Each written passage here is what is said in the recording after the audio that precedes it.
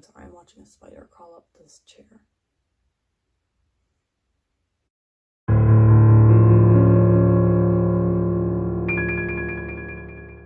Tim and I have been rewatching Scream Queens, which we caught when it was actually airing. So this would have been like maybe 2015 or 2016, like around in there.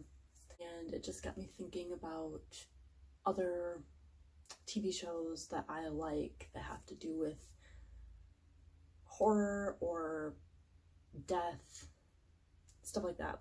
So I thought I would make a recommendations video, and I'm guessing that I could come up with more than what I have off the top of my head. So this will probably be a part 1, and these will be in no particular order. I am really not good at ranking things for one, and for another, it depends on my mood a lot of the time what I do want to watch. So these are just some recommendations. I'm guessing that you've heard of a lot of them, but maybe you'd like to revisit them, because I certainly rewatch lots of stuff. I don't only watch it one time. Most all of these are going to be completed TV series, so they're already finished. All the seasons that will exist do exist, and unfortunately that's bad for some of them. First, we have Bates Motel, and I love that show so much. It was a very interesting take on it. Norman's backstory. We get a little more information about why he is the way he is in the movie, and I thought that Freddie Highmore was a perfect Norman Bates, and I also liked the mislead of having Norma Bates, or Vera Farmiga, the way that it made her look like the killer. And I thought maybe the way they were going to go with that is that she would also be a killer and crazy, and it passed down to Norman, or she trained Norman or something like that. But regardless, I really liked her character. She was so horrible, but you loved her. So there is a lot of murder in Bates Motel, but it's not every episode, and it actually delves a lot into the psychosis, which I really, really liked. And I thought it was consistently good. I definitely recommend Bates Motel. Watch it. Let me know what you think of it. Izombie. Now this one finished. We watched the final season of that recently, and it's so witty. It is just really non-stop with the humor and the cleverness, and I really appreciate that. And the concept is really unique. A zombie who doesn't want to be a zombie wants to help society, and has this special ability to solve crime through her powers. So definitely check Izombie out. I'm pretty sure Bates Motel is on Netflix. Izombie is on Netflix, and it was well done. I thought they got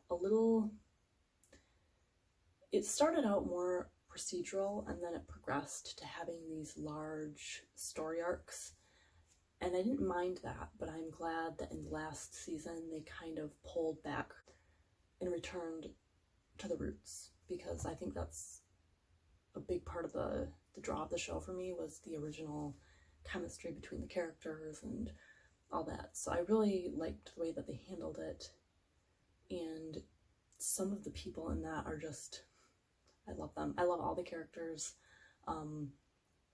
Robbie, from the beginning, I loved him.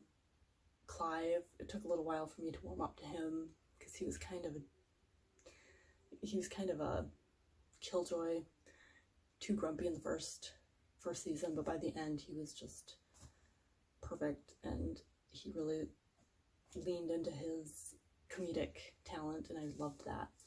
And of course, you know, Liv is just amazing. She's a very good actress.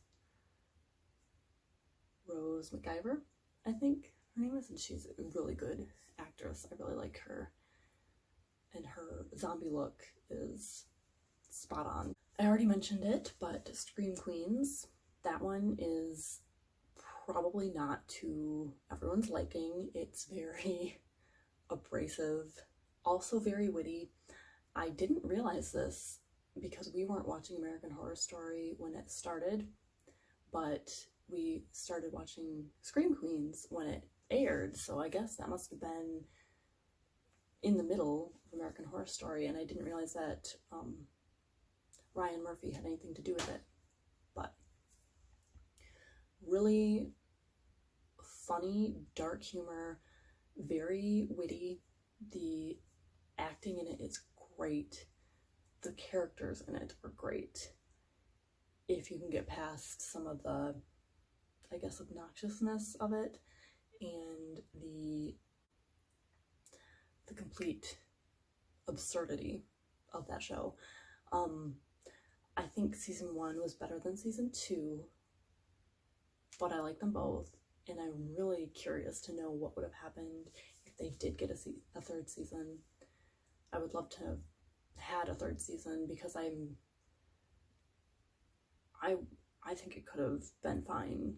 I think a third season would have been perfectly okay.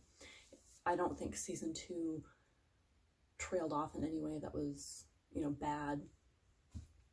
And I have heard rumors of a third season, like some sort of a reboot, but I don't know if that's going to happen or if that's just a rumor.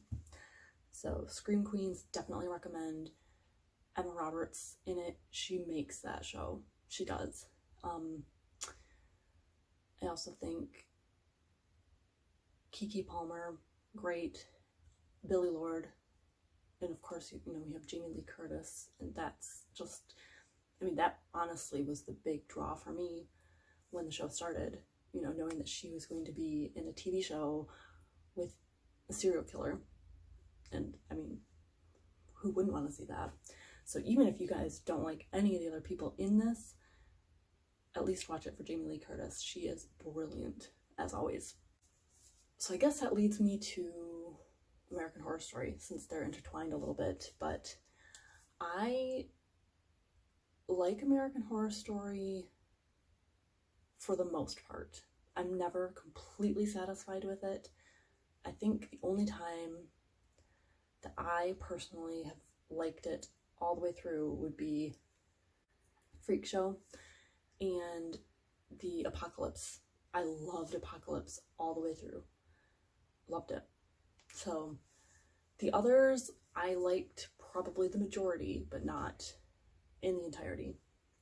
And we don't have cable, so I will not be watching 1984 until Netflix releases it or it comes out on DVD or something. But I could do a ranking of my favorite seasons. That might work. Some of my favorite people, of course, Jessica Lange, Emma Roberts, Angela Bassett, Kathy Bates, Frances Conroy, I love her, Sarah Paulson. Those are just some of the people that I consistently appreciate. There have to be others. But yeah, I could actually go through each season, maybe talk about what I like and dislike about each. Supernatural. Now, this one is going into its final season in a few days, and I was very resistant to watching this show because the concept didn't appeal to me, and it was on the CW, which I swear has a way of making all of their shows look terrible from any trailer that I've ever seen. They show the worst parts, and it makes me think that it's awful. And I was very happy with Supernatural after season 1, I think. It was kind of iffy, and then I kept watching, and then sometime during season 2 I was hooked. And I love it. I love the actors. I love the way that they have like a constant it's almost like, I'm trying to think of a good analogy. It's almost like when people knit things and they pull in old threads throughout a piece. They do that with characters, with plot lines, there's a lot of care that goes into that show, and it's very intertwined. They pay homage to a lot of stuff, and it's just a really good show, and I highly recommend it. I really highly recommend it. I am excited for the final season. I think they're just gonna make this a big love letter to the fans. The Walking Dead. I love The Walking Dead. I've loved the concept of it from the beginning.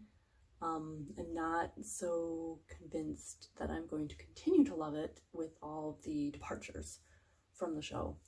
And I hope that they kill the show before it gets bad. But I am not disappointed in it the way that some people have been. I think it's a good zombie show, zombie apocalypse. I don't expect too much from it. I loved The Haunting of Hill House, and the twist in it was so good. So good. If you haven't watched it, I highly suggest you watch it now. Like right now. It's only a few episodes. I think you need to go see it. We watched it last year, and I think we're gonna rewatch it in a couple days. And it's just really creepy, really good. And I don't want to give anything away because that's a more recent thing, so I won't give any spoilers to that. But it's very interesting. A show that we really, really liked, and I'm okay with the way they left it, but I would have liked another season of it. Ash vs. the Evil Dead. It is so funny, and Bruce Campbell, I mean, he's just a genius. I think he's amazing. And then the other actors in it, also great. Dana De Lorenzo and Ray Santiago are so funny. Oh my god, I love them so much. And I would watch however many seasons that they made of that show. It was so great and refreshing. So if you can find that on a streaming service, definitely watch it. If you can't, I would say just buy it. Just buy it and watch it. It is that good. I mean, they really put a lot into it too. I mean, the special effects are just crazy.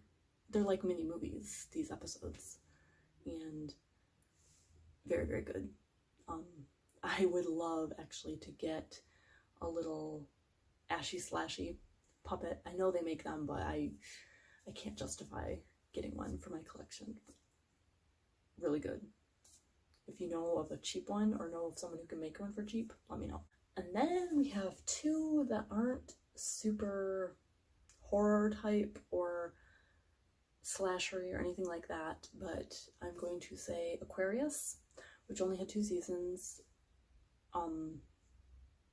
I don't think they're ever going to get around to a third. That one was really good. That one is, of course, about the Charles Manson cult, the Manson family, and it pretty much ended with the Tate LaBianca murders. 6 Feet Under. Amazing actors, amazing scripts. It is beautifully shot. The cinematography is gorgeous. The lighting, everything about that show, I adore. And I mean, I'm putting this show in like my favorite television shows of all time. The series finale for that show makes tons of lists for best series finales of all time.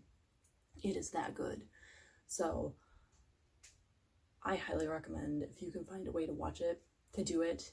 If you can't, you could probably buy it for, not so much right now. Back in the day, I spent quite a bit for a boxed set. I have like the larger cases.